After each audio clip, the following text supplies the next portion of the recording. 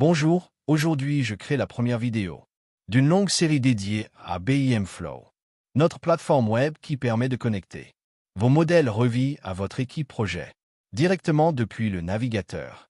La plateforme est toujours en développement, mais je vais vous montrer aujourd'hui ce qu'on peut déjà faire sur la page plan. Alors la page plan, c'est la page centrale de BIM Flow. Elle est organisée en 4 grandes parties que je vais vous présenter une par une.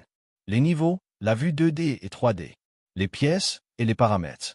Partie 1, les niveaux. On commence par la partie niveau. Ici sur la gauche, vous voyez les miniatures de chaque niveau du projet. Je peux sélectionner un niveau précis.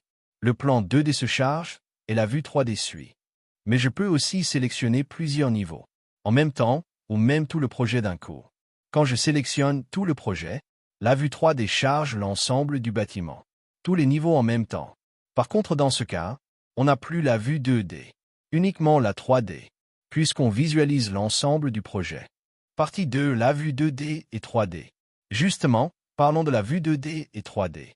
Ici en haut, j'ai 3 modes d'affichage.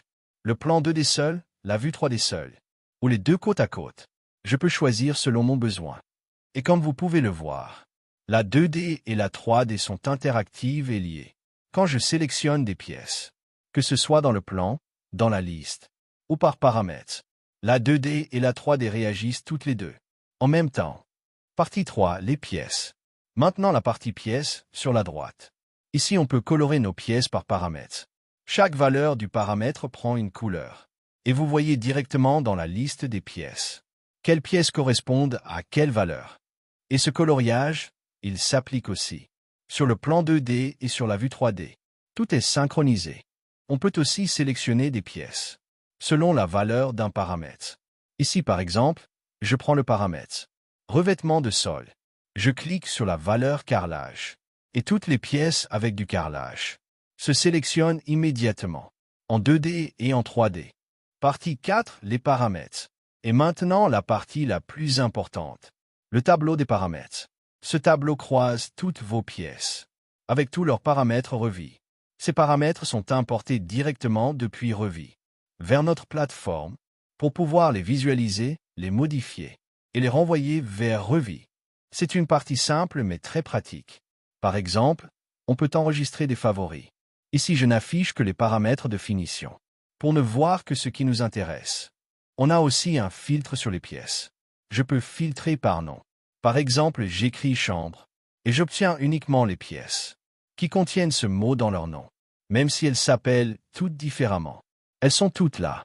Et maintenant, je peux les regrouper et changer le revêtement de sol sur toutes les chambres en une seule ligne, en une seule fois, puis envoyer vers Revit. Rapide, efficace, très pratique. Un autre point intéressant, le tableau des paramètres peut être isolé. Pour ceux qui veulent travailler uniquement sur les paramètres, on peut masquer les niveaux, les plans, la 3D, et avoir juste le tableau devant soi. On peut aussi exporter en Excel, modifier les valeurs dans Excel, puis recharger le fichier dans la plateforme et envoyer les modifications vers Revit. Et enfin, on a une commande de comparaison entre les versions. On peut voir exactement ce qui a changé entre deux états du modèle, comme sur cet exemple ici. Pièce par pièce, paramètre par paramètre. Conclusion. Voilà, c'est tout pour aujourd'hui. C'était un tour rapide de la page plan de BIM Flow. Dans les prochaines vidéos, je vais vous présenter chaque partie en détail. Les pièces, les paramètres, l'import-export et bien d'autres fonctionnalités. Merci d'avoir regardé, à bientôt.